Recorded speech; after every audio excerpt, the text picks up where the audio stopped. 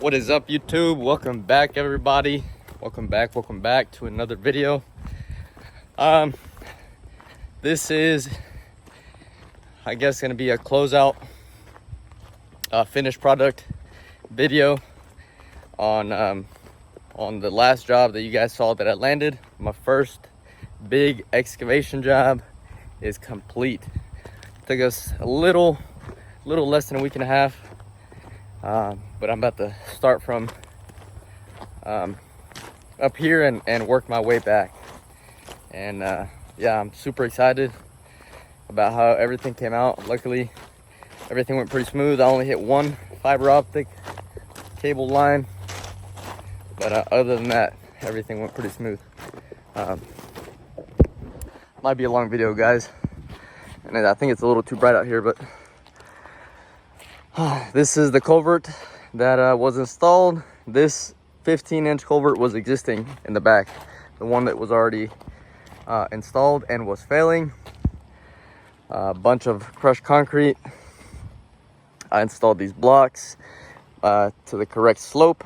They're level this way for aesthetics. Graded that, so all that was sand. I hauled it off, graded it, gave it that nice little V shape so the water flows nice and good. It doesn't clog my culverts. But so this is the first culvert. I'm gonna work my way up or back to the very back of the property, but under all of this there is liner, that woven liner, so weeds. And he like I said in the previous video, the customer plans on blacktopping his whole entire driveway, and he's got the fabric liner throughout the whole rest of the driveway. So we went ahead and used it under here. But man, I'm proud of myself. I'm proud of my helpers for helping me on this one.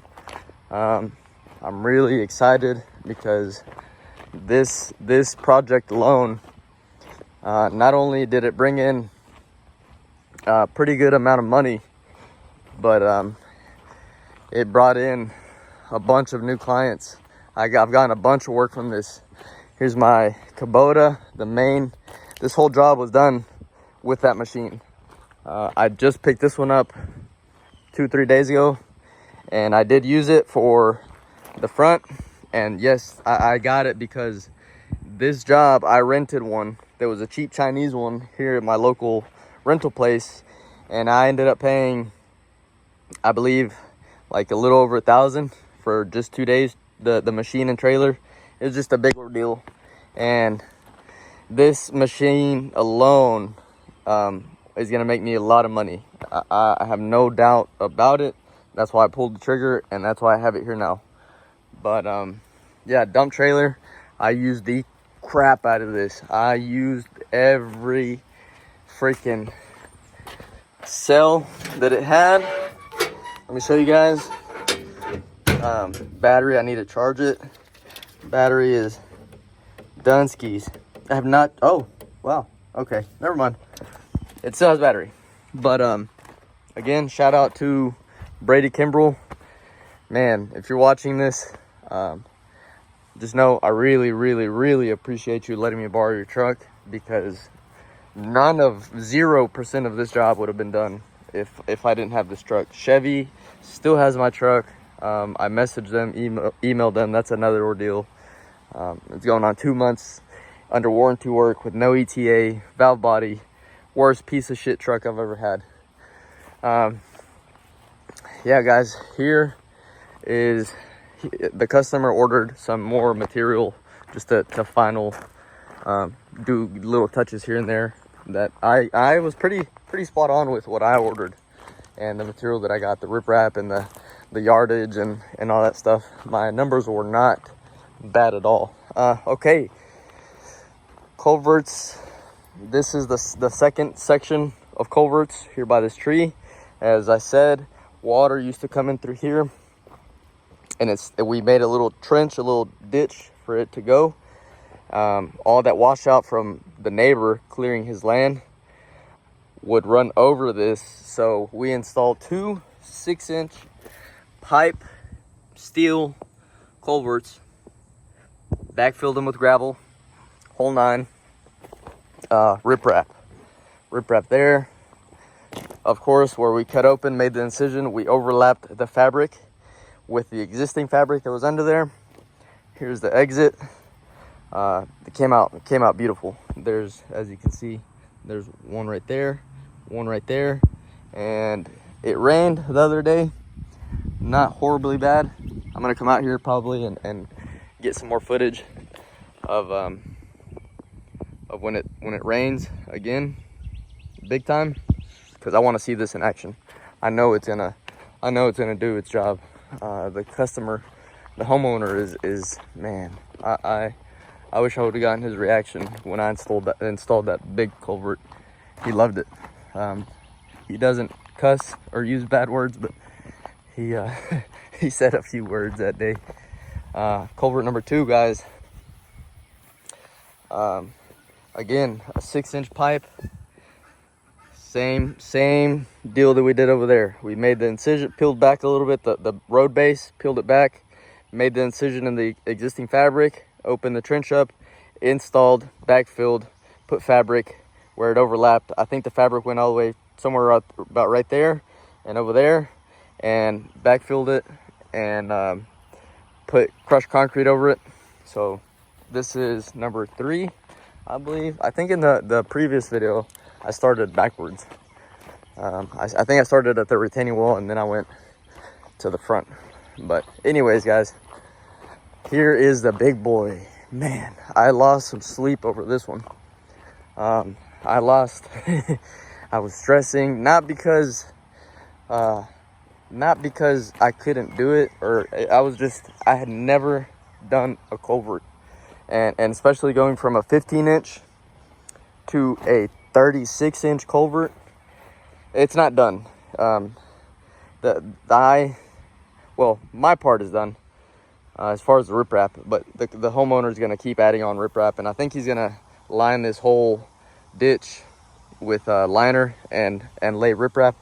But yeah, guys, check it out. Ooh. This is the main attraction right here. So this was not existing. I don't know if y'all can see. I built up a berm. I built that up, a whole catch bowl. I don't know what you want to call it, but fabric, liner. We used liner for everything. So under that liner is red clay, compacted, and made that mound, compacted it, covered it up, stapled it, and threw some topsoil with some mulch and some seed over it. Here's some more riprap right here. Let's see. This has to be placed still. He brought this in. It looked a lot better when I finished the other day, but yeah, check it out. I'll post. I think I have some footage of when we were in here messing with it, removing the old one, the 15-inch, but that was all. It doesn't look like a big bowl in the video, but trust me, this thing is pretty deep. It's a pretty big cereal bowl looking thing. I'm excited to see. This is all liner. Every single bit of this. If you see riprap, there's liner under it. I think we overlapped the liner way over here. There's liner under the road base. Liner for the whole wall. Liner all the way here. Obviously, it wasn't in the bid, and I don't even think he wanted it to put liner. That was a lot of money right there in riprap. Those big boulders, that 6 to 12. So the main structure was 6 to 12 riprap, Arkansas stone, those pretty gray ones, and then we filled in all the voids with 5 to 8 and 3 to 5 riprap, which is kind of crushed limestone. I don't really care for the look of it. I like my gray stone better. but it is what it is. Let me work my way up, guys. This was a awesome learning experience. The confidence that this gave me and saying yes to more work, more excavation work, is really probably the best thing that I got out of this. So here we put sod, we cut, there's a line that runs under there. We extended it and it comes out over here. So that line drains from way back there. It goes under that little walkway and then it goes under here. You can't even see the berm, but that pipe comes out somewhere right here. And it works, it drains. We put a 45 over there. I have some pictures of all of this, but yeah, fresh cut zoysia grass, because he's bougie. He likes his nice grass. We left a little negative grade going that way, so it all funnels and it goes out towards the pond. He used to have it where it all would go over that walkway, come here, and just wash all that out. So we got that. We regraded it, pulled all the old topsoil, installed new sod. This was pretty much like our work access to the backyard. And this is where I had to rent that little machine. So instead of keep renting it, I just went and bought one. All this up to here, he installed right here. You can see the line. He just installed that not too long ago. But this is the work that we did, guys. Sod, boom. Retaining wall, boom. Regraded the whole backyard, because it used to hold water all right there. So we were gonna do a French drain. We didn't, because we're like, we'll just play it by ear, see how the retaining wall holds, and the sod and the regrading, releveling, and so far it's good. The retaining wall was a freehand curve, and I think it came out pretty dang good. Pretty dang good. It's 100 and, what is it, 100 foot? 150? 150? No, it's a little over 90 feet that were initially quoted. It's like 100 feet, a little over 100. Yeah, guys, this thing this thing came out beautiful. That grass is just amazing. Behind this retaining wall, before anybody asks or comments, there is a draining system. So we dug it, I believe 14 inches deep, backfilled it, the base with 3/4 gravel or number 57 rock, and then obviously we had the liner before anything, and then we put gravel, put the perforated 4-inch corrugated pipe through and through from one side to another, and then we put our first block, which is buried. It's 4 rows. You can't see the first one because it's completely buried, and that's how you're supposed to do a retaining wall, since he has so much pressure coming through from his whole land being sloped this way. All the water and that hydrostatic pressure was going to come here and just hit this wall, and it's doing its job. PL 500 landscape glue, so these things are not going anywhere. What else? That's pretty much it. All this sod way back here, way back there, guys. I wish I would have gotten more content, but I was too busy to even record. But guys, first big job in the portfolio, I guess, and I'm excited because this job has gotten me a lot more leads. Not necessarily locked in a job from this yet, but it's gotten me traction.